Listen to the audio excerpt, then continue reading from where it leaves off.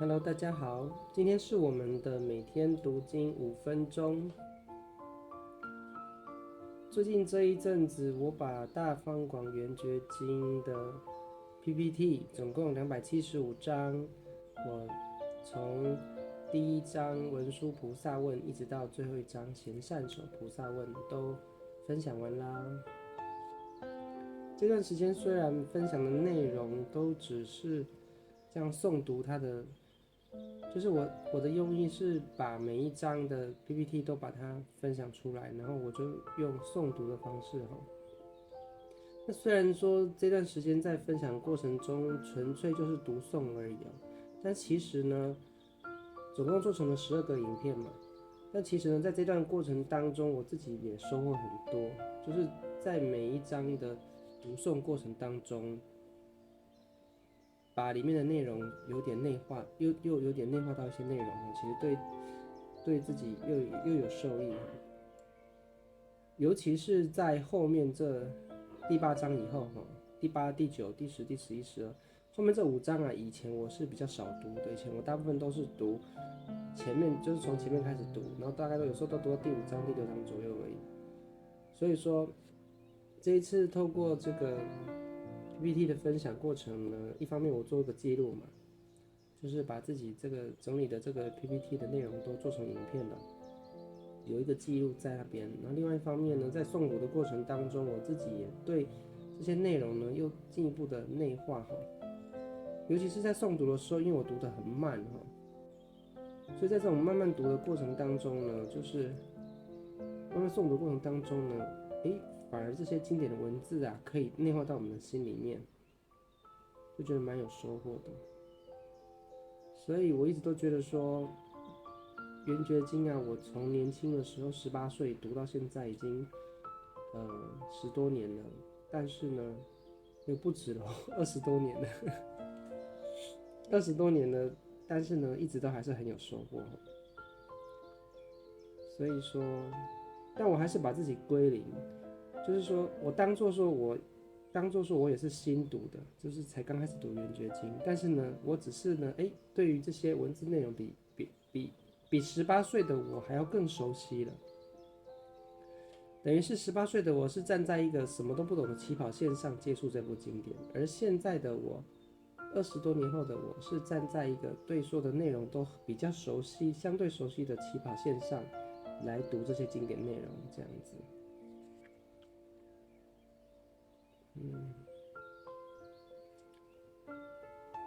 这一种一直读经典的这种过程很奇妙就是同样的文字、同样的内容，但是你每一次读它，然后每一年去读它，你得到不一样的心得收获的这种感觉还蛮奇妙的。就明明是同样的文字，可是呢，同样的文字，可是你读起来你的收获是完全不一样的，这还蛮奇妙的。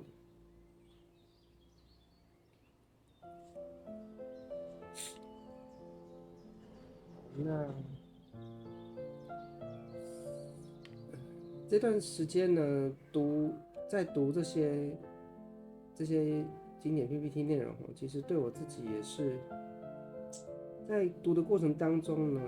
你所领悟到的东西，它不是限于这个文字内容，不是限于说这些内容，是它会让你联想到生活当中其他面向的事情，以及一些你现在正在发生、现在正在面对的一些事情，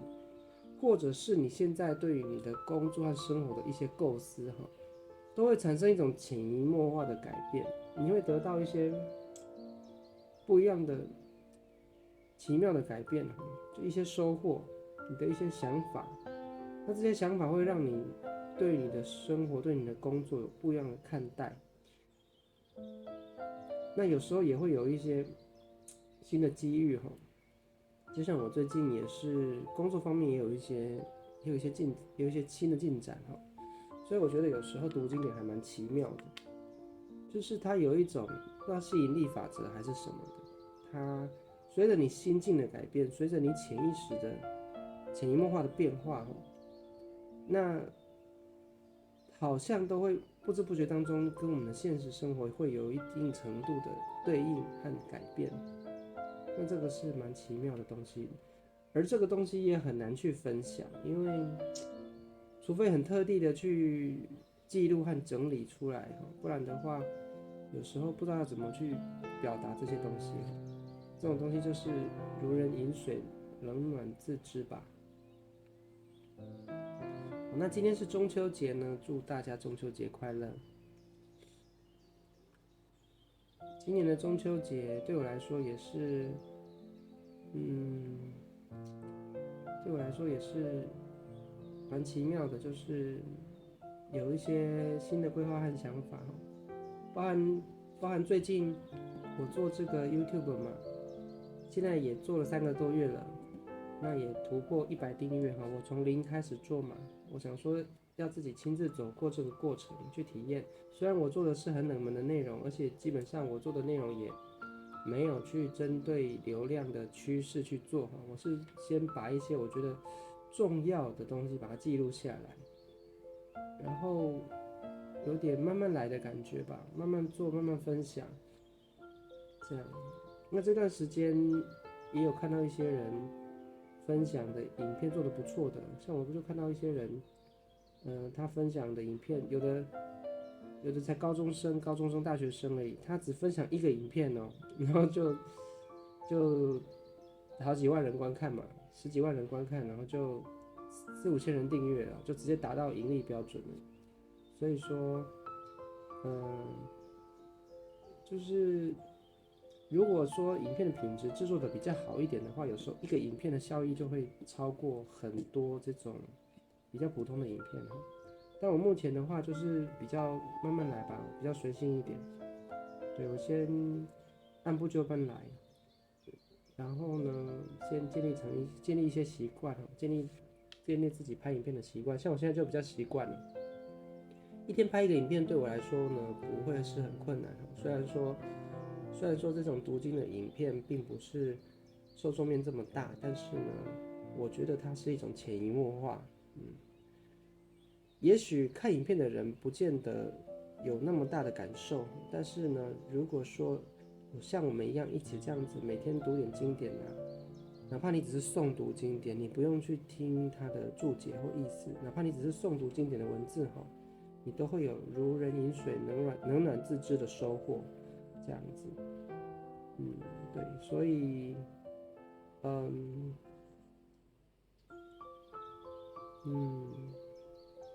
所以目前就先这样子。就是我是想要建立一个习惯，就是读经的习惯这样子而已，而不是说一定要很快的有很大的流量，或是很快的成长得更快，然后达到什么样的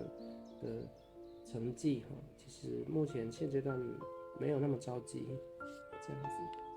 但尽管没有说很着急，其实这段时间养成了习惯，更新的习惯，其实对于做影片真的也是比较熟悉啊，就很多东西都是熟能生巧。那熟能生巧之后呢，有一个好处就是说，你看到别人拍一个影片呢，流量不错的啊，其实你大概想一下你大概也做得出来，就是你大概知道要怎么做出那样的感觉。所以我觉得说，熟能生巧真的很重要。就是你做久了，那有时候看到别人的创意，你就知道要怎么样做同类型的影片。像我最近看到那种纪录片形式的影片，我就觉得好像蛮不错的。还有就是呢，我最近在整理这个圆觉经 PPT 的时候啊，我把每一章我都写成了那种4字的用4个字的，有点像，也是像这个圆觉经的诗记的这种形式哈。只是它这是5个字的，那我是4个字的。我就是把圆觉经的每一章都用4个字的方式去简介它整章的内容。这个东西也是我临时起意写出来的。那我就突然发现，把一些心得啊写成这种4个字的形式，感觉好像不会很难，而且好像蛮有意思的，就是有点稍微动脑筋，然后呢写成4个字的寄语，然后呢它又可以总结整章的大意，我觉得，然后而且我